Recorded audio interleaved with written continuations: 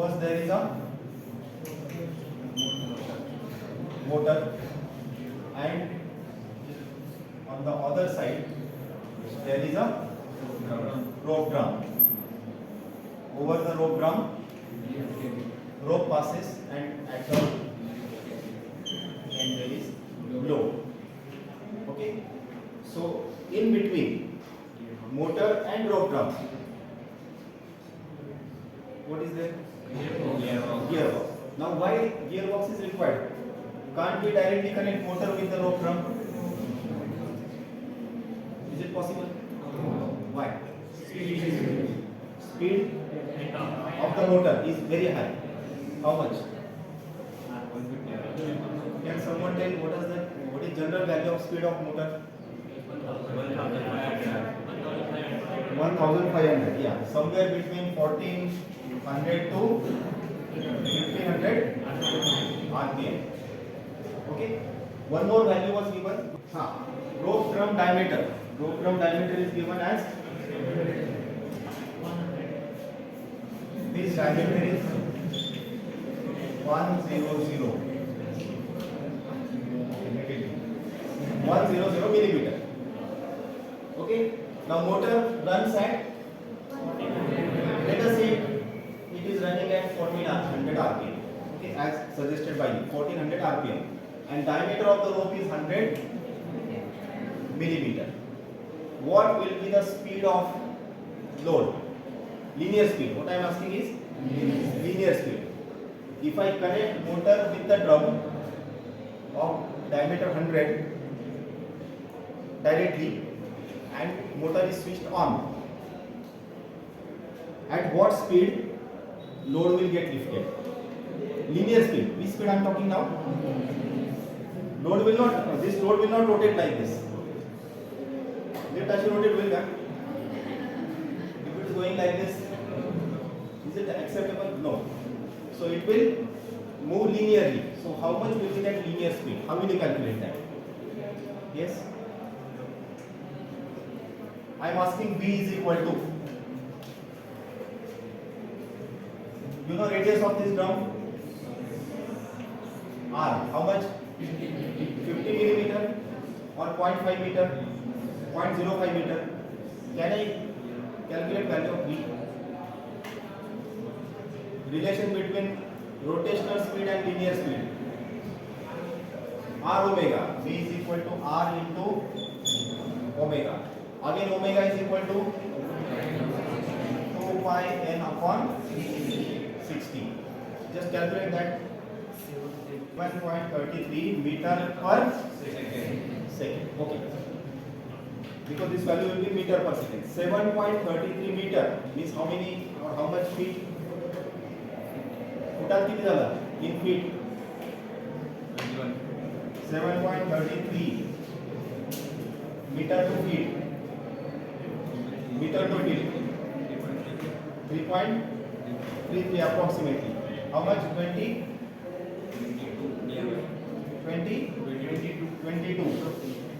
feet per second. Okay, so approximately in 1 second, the lift will travel at such a high speed from here to here, and person sitting inside will get affected in terms of their brain. Okay, because human brain cannot sustain very large acceleration or large retardation. Okay, on National Geographic you can watch such episodes where they experiment with the persons, those who are accelerating at very high speed or retarding at very high speed. Okay, so you cannot have such a large value of linear speed. That's why we have to reduce the speed. First of all, please understand why speed reduction is required. Otherwise, there would not be any need of gearbox. You can directly connect motor shaft with the rope drum, and you can directly achieve required lifting application. Okay, so that's why we have to use. Now we have to put something in between. So this is gearbox to reduce the speed.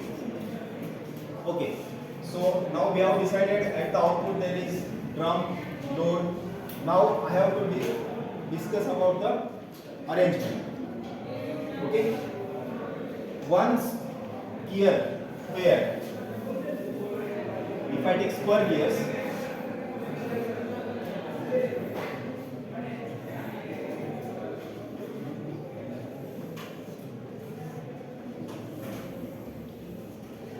if you engage two spur gears with each other, you can maximum get 3 to, you can take 5. Speed reduction in the range 3 to 5. Generally maximum 3. If it is a spur pair. Okay. Now how much reduction we require? 12. So with one pair it is not possible. That's why we have to go for more pairs. And that's why there is need of what we call as two stage. It's not only two stage. I showed you examples. There may be 3 stage also. There will be multi-stage also. Okay, but at least we need to have 2 stage. So let us say first stage, if I achieve reduction of 3, in second stage I can get reduction of 3 to 4 maximum. So if I take 4, then total reduction is always a product of the individual reduction. So total reduction will be I1 into I2, that is equal to 3 into 4, that is equal to 12. We'll think of the load first now. How much is the load to be lifted? For 10 persons. Now 10 persons, if I randomly select 10 persons, will they be of same weight, same mass? They will be of different mass. Okay, so we have to assume certain mass of each person, average mass. So how much will be the average? How much you can assume? 60, 70, 80. So this is first assumption you have to make. What is that assumption? Let mass of each person equal to, say, how much? 70. Let us take it as 70 kilograms.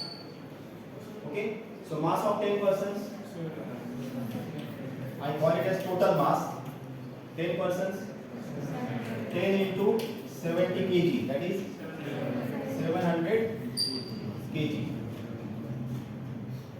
But to calculate power required here, we require weight. So tell me weight to be lifted. This is total mass to be lifted, right? So total weight to be lifted 700 into 9.800. 686 this much Newton, or 6.86 or 87 kilonewton. This is what is weight to be lifted. Okay, now we have decided how much weight this rope drum or this gearbox or motor has to lift. Can you calculate power at the output? So we have decided weight now. Okay, so next step, you can write in words. Are you writing or not? Yes. These guidelines you have to use for practicals. Okay, so weight is decided. Now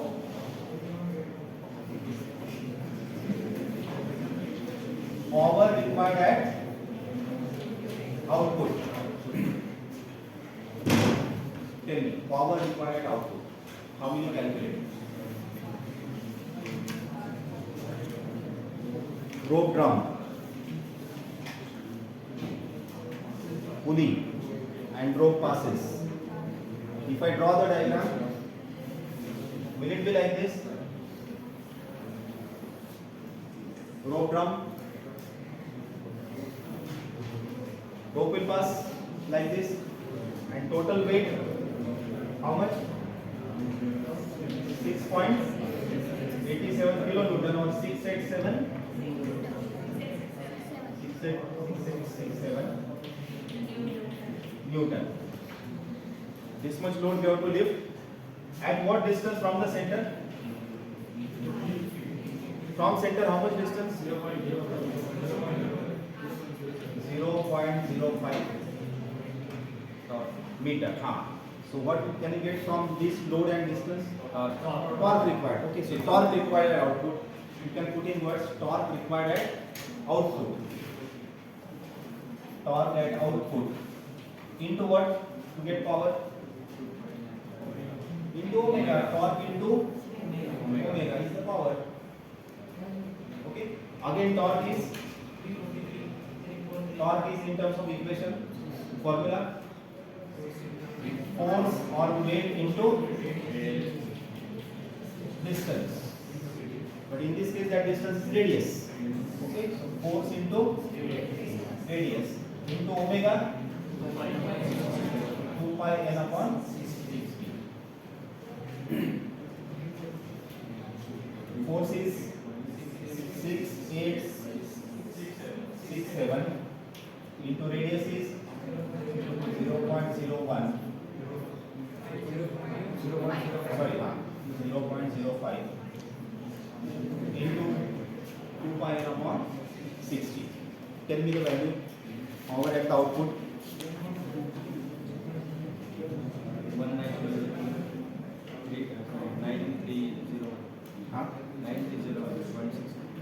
9301.669.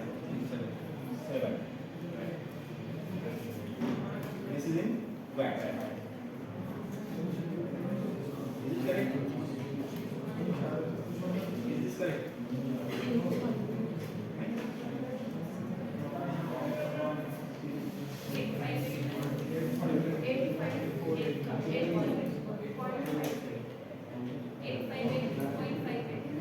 This is not correct. 85.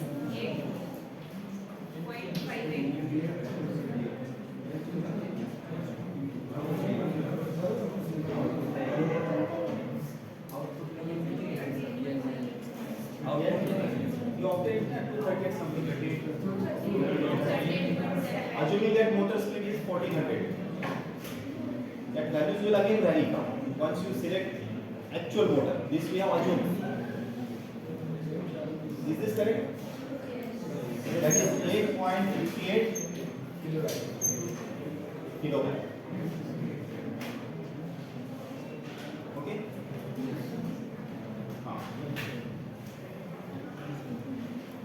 Now power at input. This is power decided at the output. Okay. Now through gearing unit, we have to now decide power at input. Okay. So power at input or input power equal to what? How will you get input power? Which parameter we have to use to get the input power? Volt into ampere. Okay, that is for motor. That is other calculation. By knowing power at output, we have to get power at input. Reduction rate. Half radius. Reduction ratio. Okay. You mean to say into 12 or divided by 12?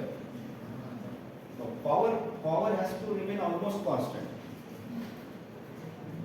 Okay, you cannot say that 8.58 is the output multiplied by 12 will be at the input. It's not like that. Okay. The term to be used is efficiency. What is efficiency? Power output upon power input. Now efficiency of what? Efficiency of motor. It is efficiency of this gearbox, not of the motor. Is it understood? Because motor is supplying power to first to gearbox, and at the output we are supplying it to the rope drum. Okay, so here you get power at the output, here we supply power at input. So we have to assume certain value of efficiency of gearbox. Now for spur helical gear, the efficiency value ranges from 0.95 to 0.98, means 95% to 98% is the general value of efficiency for spur gears and helical gears. I am not talking of worm gears. For worm gears, efficiency is very much lower. Okay, but the gears which we are going to design are of two types: spur gears and helical gears. That's why we assume that efficiency is in the range 95 to 98%. Let us take again lower value. So assuming efficiency as 98%, what will be the power and input? So power input will be power output upon efficiency. Okay, so power output is this much divided by 0.95 will be 8.75 kilowatt. It will be slightly larger.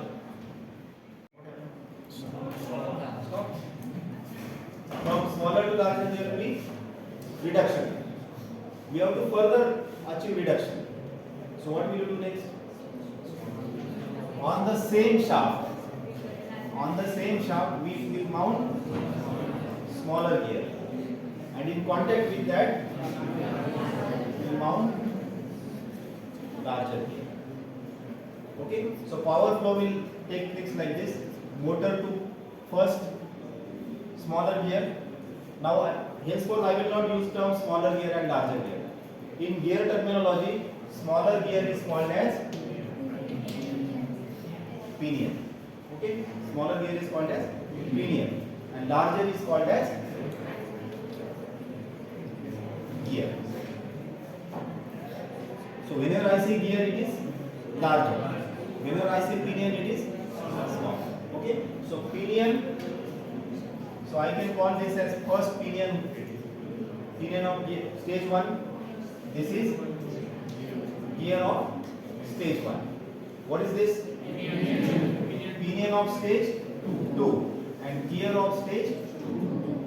And on the output shaft, this drum will be mounted. Okay, so this is the way power flow will take place like this to the output shaft. Okay, so here you will get certain reduction. Let that reduction is I1 is equal to 3, and here you will get certain reduction. I1 is equal to 4. 3 into 4 will make it 12. But I will make it reverse.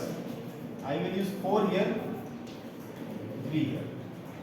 Generally, larger speed reduction, or we can say this particular, the first stage is generally selected with larger reduction, and second stage with smaller reduction. Second criterion for that is, on the first stage we generally use helical gears. On the second stage we use spur gears, because helical gears are suitable for larger linear velocity. Helical gears are suitable for larger linear velocity. Spur gears are suitable for smaller linear velocity.